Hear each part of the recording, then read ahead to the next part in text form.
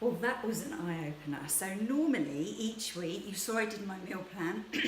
Each week we will go, as a family, we'll decide the meals and stuff, and then we'll go online and we'll order our stuff online, and that'll either be delivered if I'm around and can accept a delivery, or I'll do the drive-in where you pick, can't think what it's called, but the click and collect where you pick it all up and it's done. So I don't always go around the supermarket. There'll be times in the week that I'll pop to our local co-op or Waitrose just to get a few extra bits of fresh veg or fruit, but generally we do it online. But this morning I had a little bit of time after the school run, and instead of walking this morning we drove because it was raining, so I went straight to the supermarket to do my weekly shop. And I am going to go through my shopping haul with you right now so you can see it all.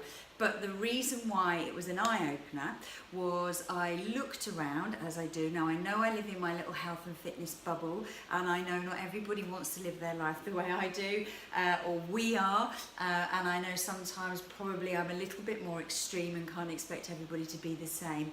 But the stuff that was going through the checkout and that was in people's trolley astounded me, not just in terms of the quality of the food that was in there and the lack of fruit and vegetables I could see, but all the quantities that were going through there and the number of somebody next to me was buying a packet of some kind of vegetable or other, I'm not sure what it was, I think it was a cabbage, but anyway, you know, packets of food that people are buying. So I implore you to cook your breakfast, lunch and dinner and your snacks.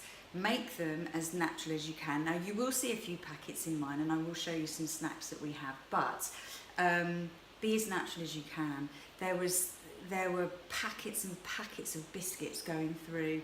There were cartons and cartons of juices, pre-packaged food, but literally, I mean, I don't know how big these people's families are obviously, but there was a lot of food. So try and think. We talk about portion size when we eat, but try and think about it when you shop too. A, to avoid waste, and B, to just not have it there so that you don't get tempted to eat it when you are tired and hungry, because I know you're all busy and I know that life gets frantic, but don't take it out on yourself and your health by eating stuff that just isn't great. Okay, so here we go, very quickly. You can see all the main culprits here. The milk has already been put away in the fridge. There's some frozen peas and sweet corn. This will probably see us through for the entire week, not the weekend, and it came to probably about I think it was about £65, something like that. And those of you that could read my meal plan yesterday will know that we have lamb this evening with some rice. We have harissa here. Normally get paste but couldn't find it, so that's that. We've got a few essentials. We've got olive oil, we've got rapeseed oil, and this evening we are having these olives that go with the dish, and cucumber, tomatoes and so on. So you can see there's pretty much toilet roll, all that sort of stuff. Beer for my husband, not me. We've got fruit. The lemon goes on tonight's dinner.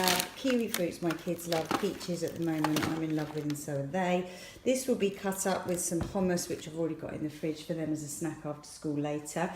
And then these things here, don't normally buy, sometimes buy this, don't normally buy these, but I thought I'd give them a go. And instead of buying little packs, I buy these snack bags, and I just make them their own little portion size up for my children to have some of these snacks sometimes. So after school they'll have this kind of thing. They'll have fruit, or they'll have peppers. They'll also, sometimes I make them a smoothie where I use this kind of yogurt. In the freezer again there's some frozen berries which we'll put in with that, and a banana will go into that smoothie, which is quite a nice after school snack for them. What else can I show you? I think that, well, we've got here, if we go back to the meat, the chorizo is for a pasta dish that we do tomorrow night. A very small amount of this is used, probably half of this for all four of us, because this isn't ideally the best thing you can have. It is very processed, but it flavours nicely with this char-grilled aubergine pesto. We have that with our macaroni, and lots of cauliflower, lots of broccoli, and only one carrot because my kids don't like carrot that much.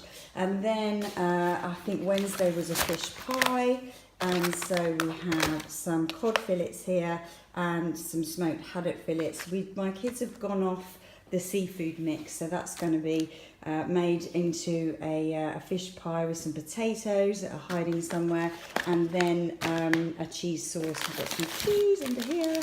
The feta cheese is for the dinner tonight, and also I'll probably put it on my lunch. We've got lots more. There's some herbs for dinner tonight. This is some kale for later on in the week. We're having a chicken stir fry. There's the chicken. There's the noodles. And then one day we're having cod wrapped in pancetta, which I didn't buy today because I don't think I'm going to do the wrapped in pancetta, with some pie lentils.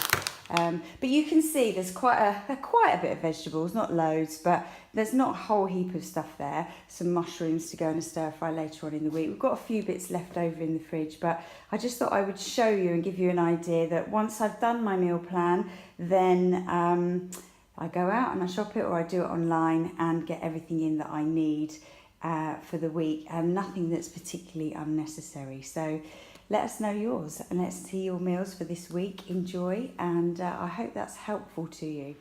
So just to finish off, I know we're all very different. You might have to get stuff for packed lunches and stuff. I don't have to do that. But obviously my own lunch is in there. You can't see the eggs for my omelettes because I'd already bought them there in the fridge. But there's certain staple things that basically you'll probably have in your fridge to make your sandwiches or salads to take to work, that kind of stuff. I do a lot of eating leftovers from whatever the meal is the night before. I cook a little extra and have that for lunch the next day, which again, if you're on the move, you guys could probably try and do too, and then you're not buying lunches out. So just try and eat as much of the food that you make rather than allowing other people to make it as possible throughout the week, and try and avoid in your shop buying the stuff. Don't shop hungry, and avoid buying stuff that is I suppose outside of the meal plan and snacks that you've planned for yourself throughout the week. Don't leave it to chance. Make it so that you get what you need, and don't buy any unnecessary items that will tempt you when you are tired and hungry in the evening or the afternoon, or however your life pans out. Anyway, I hope that's helpful to you. Have a wonderful day. It's Monday. Enjoy the week. Do the leg workout, and I'll see you again tomorrow.